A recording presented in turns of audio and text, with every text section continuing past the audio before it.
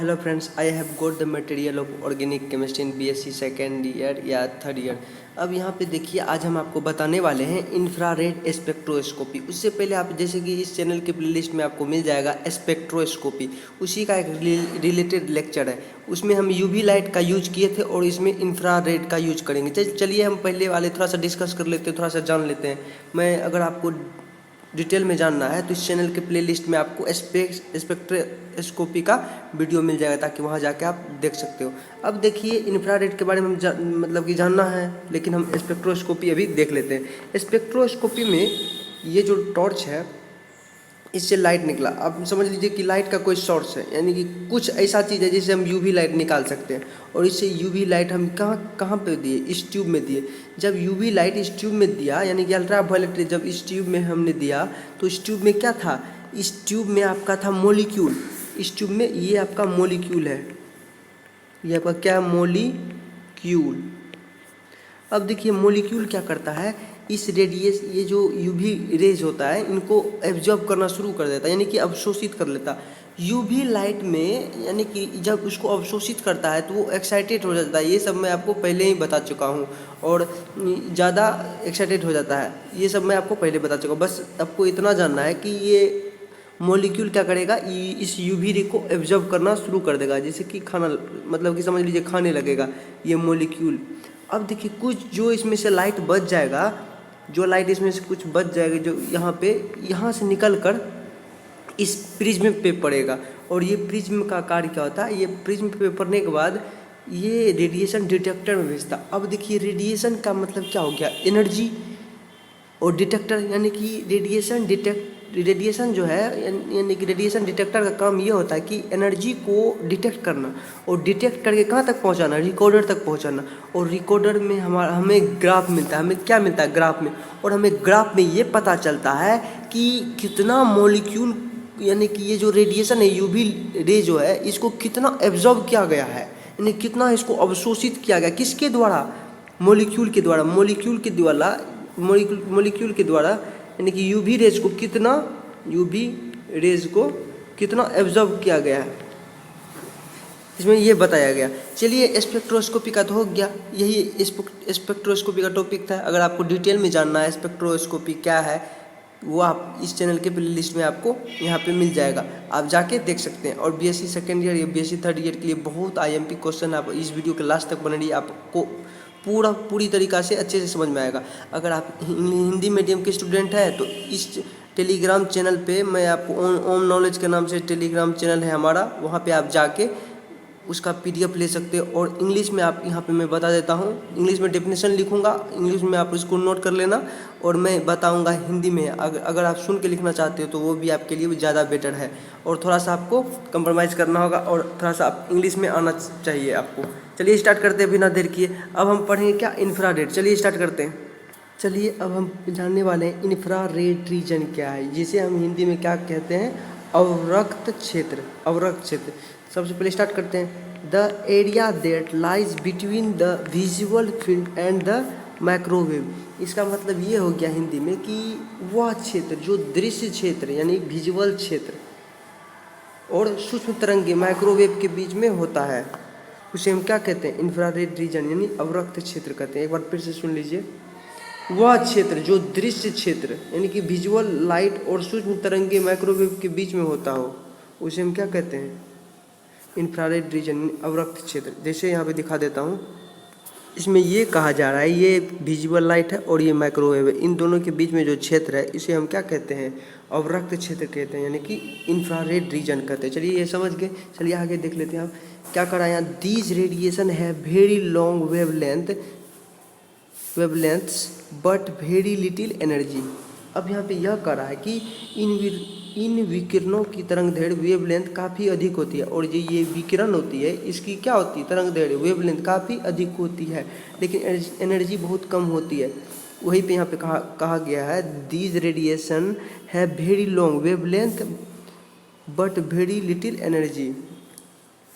जब wave length हम जैसे कि आपको पता होगा कि जब किसी चीज़ का वेव लेंथ ज़्यादा होगा तो एनर्जी कम होगा, जब किसी चीज़ का एनर्जी ज़्यादा होगा तो वेव लेंथ कम होगा। अब वेव लेंथ का मतलब क्या कि वो वेव कितना दूरी के बाद ये ऊंचा देख रहे होंगे, ये इसका देखिए इन दोनों के बीच में एक तरह से ज़्यादा है तो यानी कि इसका एनर्जी कम होगा एज़ कम्पेयर टू इस तरह। यहाँ पे इसका दूरी कम है वेव लेंथ में इन दोनों का, तो इसे समझ सकते हैं आप। बस आपको समझाने के लिए बस बता रहा हूँ।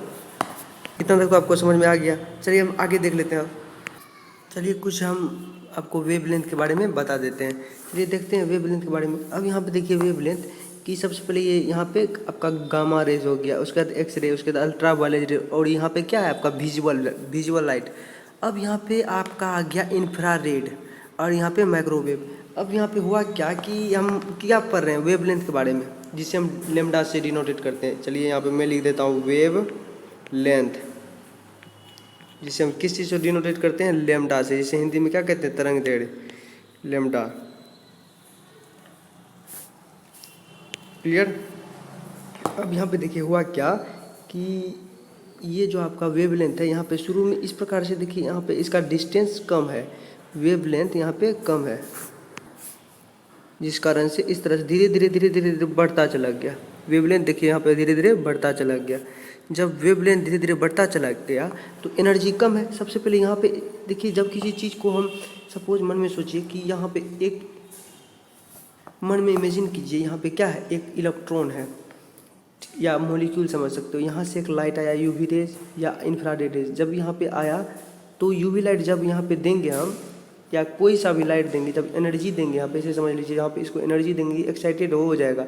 एक्साइटेड होने पे ये क्या करेगा, इस तरह से कार्य करना स्टार्ट करेगा। मतलब जैसे एनर्जी देंगे पहले इसका वेवलेंथ बहुत कम रहेगा, जिस कारण से इसका एनर्जी बहुत ज़्यादा होगा, लेकिन धीरे धीरे धीरे धीरे धीरे इसका एनर्जी क्या होगा, जब कम हो जाएगा तो इसका वेवलेंथ बड़ा हो जाएगा, वेवलेंथ ज़्यादा हो जाएगा, जिस प्रकार से यहाँ पे हुआ।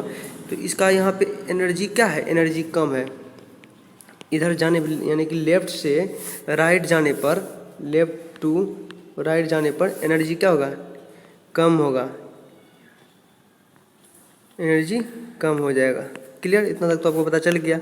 लेकिन ऐसे अगर कंपेरिजन किया जाए एक्स रेज की अपेक्षा इंफ्रारेड में, इसका एनर्जी इन दोनों में किसका अधिक है, तो हम कहेंगे एक्स रेज का एनर्जी अधिक है। और इन दोनों में वेवलेंथ किसका अधिक है, तो हो जाएगा इंफ्रारेड का वेवलेंथ अधिक है। किसकी अपेक्षा, एक्स रेज की अपेक्षा। अब बोला जाएगा आपको यूवी रे, हम सबसे पहले पढ़े थे यूवी रे एंड इंफ्रारेड में दोनों में वेवलेंथ सबसे अधिक किसका होगा, वेवलेंथ सबसे अधिक किसका होगा, तो वेवलेंथ अधिक होगा इंफ्रारेड का, और अल्ट्रावायलेट रे का वेवलेंथ कम होगा।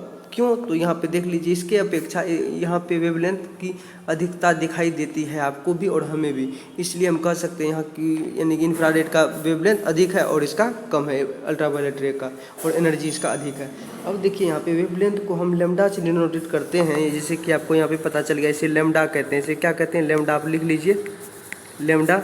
अब यहाँ पे लेमडा को हम तरंगदैर्घ्य हिंदी में तो उसे तरंगदैर्घ्य भी करते हैं। अब यहाँ पे आप इतना तक तो आपको समझ में आ गया। अब वेवलेंथ बराबर होता है 1 नैनोमीटर बराबर, यहाँ पे देख लीजिए वेवलेंथ बराबर हो गया आपको 1 नैनोमीटर बराबर। हम किस में जान रहे थे, इसमें जान रहे थे। नैनोमीटर में हम किसको नापेंगे, नैनोमीटर में हम मापते हैं इसको, अल्ट्रावायलेट रे को। और हमें जब इंफ्रारेड को मापना होगा तो यहाँ पे नैनो एनएम के जगह यहाँ पे माइक्रोम लगाना होगा। इस तरह से मैं दिखा देता हूँ आपको, इस प्रकार से इतना हो जाएगा बराबर 10⁻⁻⁹ मीटर। क्लियर। इतना तक तो आपको समझ में आ गया होगा, उम्मीद है। चलिए अब आगे देख लेते हैं हम। अब यहाँ पे देखिए क्या करा, वेन दीज रेडिएशन यानी कि when these radiations are passed through a compound, the molecules of the compound absorb some of these radiation inside themselves। अब यहाँ पे इसका मतलब ये हो गया कि यहाँ पे मैं आपको समझा देता हूँ इसका हिंदी, एक बार आप सुन के लिख सकते हो, मैं समझाता जस्ट पहले मैं आपको बता देता हूँ क्या होता है इसका हिंदी। यहाँ पे देख लीजिए, इन विकिरणों को जब किसी कंपाउंड में से होकर गुजारा जाता है तब कंपाउंड के मॉलिक्यूल इन विकिरणों के कुछ भाग को अपने अंदर अवशोषित कर लेते हैं। कैसे, चलिए यहाँ पे देख लेते हैं। अब यहाँ पे देखिए, सपोज मन में एक ट्यूब लिए और उस ट्यूब में सब्सटेंस को रखे। सब्सटेंस का मॉलिक्यूल है, इस ट्यूब में क्या है, सब्सटेंस का मॉलिक्यूल है, जैसे यहाँ पे दिखाया गया है। और हम यहाँ पे क्या कर रहे हैं, इन विकिरण, जब ये यहाँ पे विकिरण डाले, यहाँ पे देखिए लाइट के सोर्स से विकिरण डाले, तो हम यहाँ पे यह कह रहे हैं कि इन विकिरणों को जब किसी कंपाउंड में रखा गया, और ये आप सब्सटेंस बोलो या कोई कंपाउंड है, इस ट्यूब में क्या है, कंपाउंड है, कंपाउंड में कंपाउंड से होकर जब गुजारा गया, यानी कि इन विकिरणों को, ये आपका विकिरण है, विकिरण। अब विकिरणों को जब इस कंपाउंड से होकर गुजारा जाता है तब क्या होता है, कंपाउंड के मॉलिक्यूल इन विकिरणों को, और इस कंपाउंड के जो मॉलिक्यूल है इन विकिरणों को ऑब्जर्व करना शुरू कर देगा। और कुछ रेज जो है, यानी कि कुछ विकिरण, यानी लाइट ऐसे समझ, कुछ विकिरण बाहर निकल जाते हैं, कुछ रेज बाहर निकल जाते हैं, और उसी को हम क्या कहते हैं, विकिरणों को ये मॉलिक्यूल क्या करते हैं, अपने अंदर एब्जॉर्ब कर लेते हैं, और कुछ भाग बाहर निकल जाते हैं। यही यहाँ पे कहा गया, एब्जॉर्ब कर लेते हैं। तो यही यहाँ पे बताया गया, जैसे आपको मैं बता चुका हूँ। अब देखिए दूसरा, this is a type of absorption spectrum, some part of it is absorbed and the remaining part is transferred. अब देखिए ट्रांसफर्ड क्या हो गया, सबसे पहले हम कर रहे हैं, this is a type of absorption spectrum, यह एक प्रकार का क्या, अवशोषण स्पेक्ट्रम है। इसको हम अवशोषण स्पेक्ट्रम इसलिए बोलते हैं क्योंकि यहाँ पे मॉलिक्यूल क्या करता है, कंपाउंड का मॉलिक्यूल विकिरण को एब्जॉर्ब करना स्टार्ट कर देता है, जिस कारण से हम इसको क्या कर सकते हैं, अवशोषण स्पेक्ट्रम भी कहा जा सकता है। यह एक प्रकार का, इसलिए हम यहाँ पे इसे क्या कहेंगे, यह एक प्रकार का अवशोषण स्पेक्ट्रम है, इसलिए यहाँ पे कहा गया, लिख चुके हैं यहाँ पे देख लो आप, this is a type of absorption spectrum. Clear, some part of, ये तो आपको बता दिए, some part of it is absorbed and the remaining part is transferred. तो यानी कि इसका मतलब ये हो गया, इनके कुछ भाग को अवशोषित कर लिया जाता है एवं शेष भाग को परागमित यानी ट्रांसफर कर देता है, और कुछ भाग को जो उसे ट्रांसफर कर दिया जाता है उसे हम यहाँ पे बता चुके हैं। यहाँ पे कौन था, ये आपका रहा, हाँ, कुछ भाग को ट्रांसफर कर दिया, जैसे यहाँ पे कुछ भाग निकल गया, यानी कि मॉलिक्यूल जिसे ऑब्जर्व ना कर पाया उसे बाहर निकल गया, उसी को यहाँ पे बताया गया है, जैसे कि आप यहाँ पे देख चुके हो। चलिए अब आगे बताता हूँ, इतना तक तो आपको क्लियर हो गया, उम्मीद है ये यहाँ तक आपको समझ में आई होगी। चलिए अब आगे बताते हैं, इतना तक तो हो गया। अब चलिए लास्ट में देख लेते हैं, मतलब लास्ट करते हैं, अब थोड़ा सा ये देख लेते हैं इसमें क्या कहता है आगे वाली क्वेश्चन में। Many types of bond are found in these molecules and each bond has many type of vibrations, therefore studying the IR spectrum becomes extremely complex. अब इसमें ये कहा जा रहा है कि ये जो आपका ट्यूब है, यहाँ पे आप देख लो कि इन मॉलिक्यूल में, ये जो इस कंपाउंड के जो मॉलिक्यूल है इसके बारे में हम बात कर रहे हैं, इन मॉलिक्यूल में बहुत से प्रकार के बॉन्ड पाए जाते हैं। ये जो मॉलिक्यूल है ऑटोमेटिक है, मॉलिक्यूल किसी से मिलकर बना होता है, एटम से, एटम किसी बॉन्ड से तो जुड़ा हुआ रहेगा। वही कहा जा रहा है कि इन मॉलिक्यूल में बहुत से प्रकार के बॉन्ड पाए जाते हैं और प्रत्येक बॉन्ड में कई प्रकार के कंपन होते हैं, और जो यहाँ से हम ये जो यहाँ से रेडिएशन यानी कि एनर्जी दे रहे हैं, विकिरण दे रहे हैं, तो ये जो एब्जॉर्ब करेगा मॉलिक्यूल, क्या करेगा, इसको जब एब्जॉर्ब करेगा तो उसमें कंपन होना स्टार्ट करेगा, वाइब्रेट करेगा। उसी के बारे में यहाँ पे कहा जा रहा है, इन मॉलिक्यूल में बहुत से प्रकार के बॉन्ड पाए जाते हैं और प्रत्येक बॉन्ड में कई प्रकार के कंपन होते हैं। इसलिए IR स्पेक्ट्रम की स्टडी करना अत्यंत जटिल है, यानी कि अत्यंत कठोर है। इतना तो पता चल गया, IR स्पेक्ट्रम को स्टडी करना में थोड़ा सा परेशानी हो जाती है। यहाँ पे आप इसको नोट कर सकते हो, many types of bonds are found in this molecules and each bond has many type of vibrations, therefore studying the IR spectrum becomes extremely complex। चलिए ये भी आपका हो गया। चलिए अब आगे देख लेते हैं।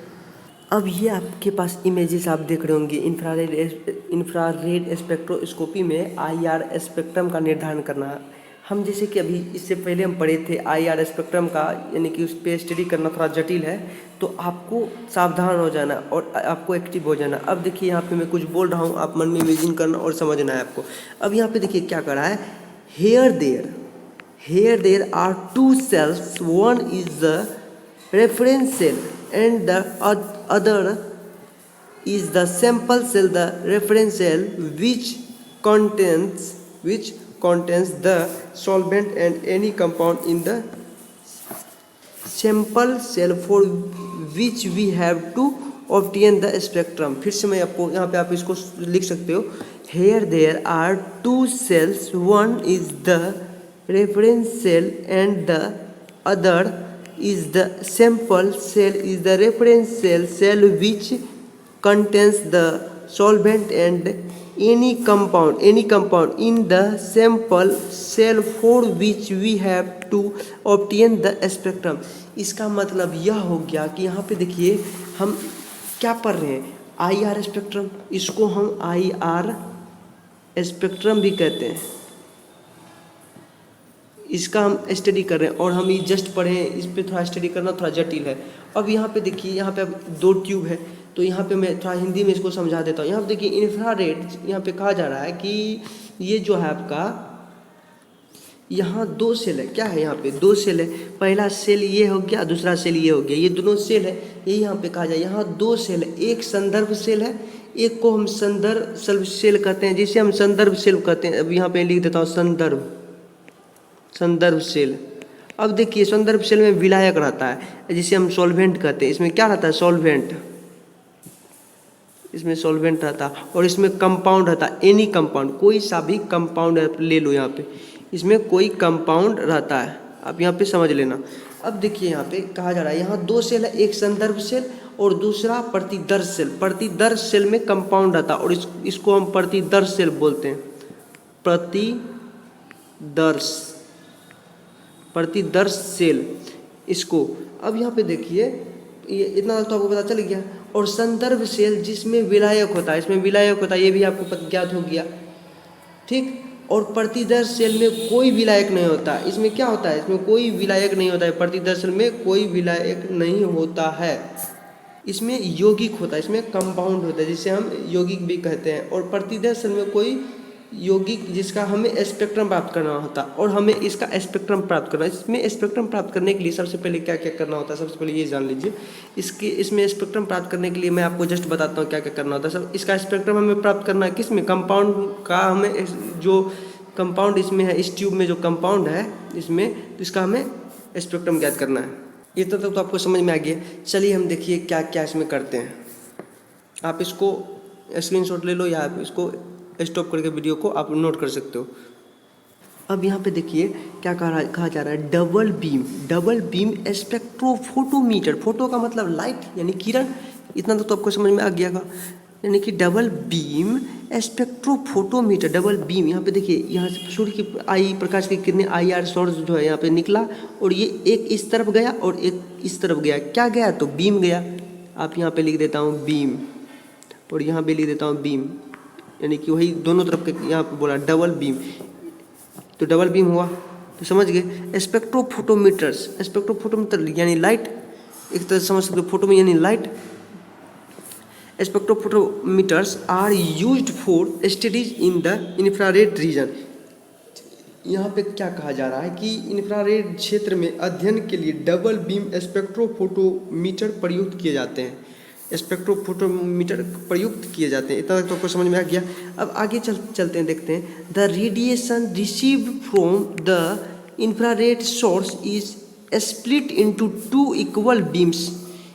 क्या कहा है, the radiation received from the infrared source is split into two equal beams. अब यहाँ पे देखिए क्या कहा जा रहा है कि इंफ्रारेड जो होता है आपका, ये इंफ्रारेड स्रोत से प्राप्त होने वाली रेडिएशन को, इंफ्रारेड स्रोत से प्राप्त होने वाले रेडिएशन की जो एनर्जी जो रिलीज होगा को दो बराबर किरणोपुंज में विभक्त किया जाता है। देखिए यहाँ पे इधर भी बराबर मात्रा में, इधर भी बीम गए और इधर भी बीम गया। कौन सा, इंफ्रारेड का जो ये बीम है, इधर भी बराबर में गया और इधर भी बराबर में। मान लीजिए कि यहाँ पे मान लेते हैं 10 लाइट गया, ऐसे जनरली आपको बताने के लिए बोला है, और इधर भी 10 लाइट गया। जनरली मैं आपको बताने के लिए बता रहा हूँ कि 10 लाइट इधर गया, 10 लाइट इधर गया। तो ये इतना तक तो आपको समझ में आ गया, ये भी आपको समझ में आ गया। चलिए आप आगे देख लेते हैं। यहाँ पे देखिए एक चीज़ और, कि यहाँ जो आपका लाइट है यानी कि सोर्स, विकिरण जो विकिरण इन सेल में से होकर यानी कि इधर गया तो यहाँ पे गया तो विलायक में गया यानी सॉल्वेंट में गया, और इधर जो आ रहा है यानी कि कंपाउंड में, तो इसलिए इसका हमको निकालना है कंपाउंड का, वो हमें ग्राफ निकालना है। चलिए यानी स्पेक्ट्रम निकालना है, वो इसी के बारे में स्टडी करना है कंपाउंड पे। अब यहाँ कंपाउंड पे ध्यान देते हैं। विकिरण इन सेल एवं मिरर में से होकर, और यहाँ पे सेल में आया, सेल में क्या है आपका कंपाउंड है, कंपाउंड में और मिरर, ये आपका क्या है मिरर। अब मिरर से होते हुए प्रिज्म पे गया, होकर प्रिज्म में प्रवेश करती है, और प्रिज्म के बाद कहाँ गया, डिटेक्टर में गया, और डिटेक्टर के बाद किस में गया, रिकॉर्डर में। रिकॉर्डर में हमें क्या मिला, ग्राफ मिला यानी कि स्पेक्ट्रम मिला। यहाँ तक आपको समझ में आ गया होगा कंप्लीट, उम्मीद है हमें। अब थोड़ा सा अब लास्ट में आप देख लो। अब यहाँ पे एक देख लीजिए, एक तरह से इमेजेस यहाँ देखिए, इसको समझने के लिए आपको यहाँ समझना होगा। यहाँ पे क्या करा है, in the electromagnetic spectrum the region of wavelength from 0.8 to 20 micrometre is considered to be in the IR region. अब यहाँ पे देखिए क्या करा, विद्युत चुंबकीय स्पेक्ट्रम में 0.8 से लेके यहाँ पे 0.8 कहाँ पे, यहाँ पे 0.8 से लेके कहाँ तक गया, 20 माइक्रोमीटर तक। अब 20 माइक्रोमीटर क्या था, हम सबसे पहले पढ़े थे जब हम यूवी स्पेक्ट्रोस्कोपी में हम जाने थे कि वहाँ पे नैनोमीटर में उसको देखा करते थे, और यहाँ पे माइक्रोमीटर में। तो आपको पता होगा क्यों, क्योंकि हम आपको वेवलेंथ के बारे में बताया था कि इसका वेवलेंथ क्या है, उसके कंपेरिजन में अधिक है और इसका एनर्जी कम, इसलिए माइक्रोमीटर में से एच ऐसे समझ सकते हो, इसे हम नापे हैं ऐसे 20 माइक्रोमीटर यहाँ पे लिख दिया है, यहाँ पे 20 माइक्रोमीटर। समझ गए, इतना तक तो आपको समझ में आ गया होगा, बस यही है। और यहाँ पे IR स्पेक्ट्रम का क्षेत्र, यहाँ पे IR, यहाँ पे ऐसे समझ सकते हो, यहाँ पे I 1 माइक्रोमीटर बराबर हो गया 10⁻³ नैनोमीटर, ऐसे समझ सकते हो। ये क्लियर हो गया, इतना दूर तक आपको समझ में आ गया पूरा, मुझे उम्मीद है। चलिए आज का वीडियो में यहीं समाप्त करते हैं। नेक्स्ट वीडियो में मैं आपको बताने वाला हूँ मॉलिक्यूलर वाइब्रेशन। Thank you. अगर ये वीडियो आपको अच्छा लगा तो धन्यवाद। ये वीडियो को बिना स्किप किए फुल वॉच कीजिए, आप स्टडी कीजिए। BSc second year, BSc third year के लिए बहुत IMP क्वेश्चन है, आप अच्छे से स्टडी करो। Purnia university and BN Mandal university and all university के लिए बहुत इंपॉर्टेंट क्वेश्चन है, आप अच्छे से देखो और अच्छे से तैयारी करो। मैं आपको इसका हिंदी पार्ट जस्ट प्रोवाइड कर दूंगा, किस पे, उसका PDF लिंक मैं यहाँ पे दे दूंगा। ओम नॉलेज के नाम से टेलीग्राम अपना आपका चैनल है, वहाँ पे जाकर आप उसे खोलोगे तो वहाँ आपको मिल जाएगा इसका PDF सब कुछ का। बस अगर नहीं मिला तो कुछ दिन का आपको देर है, कुछ दिन आप वेट कर लो, आपको फुल PDF मिल जाएगा। क्लियर। आज का वीडियो में समाप्त कर, थैंक यू, धन्यवाद। फिर मिलेंगे नेक्स्ट वीडियो में।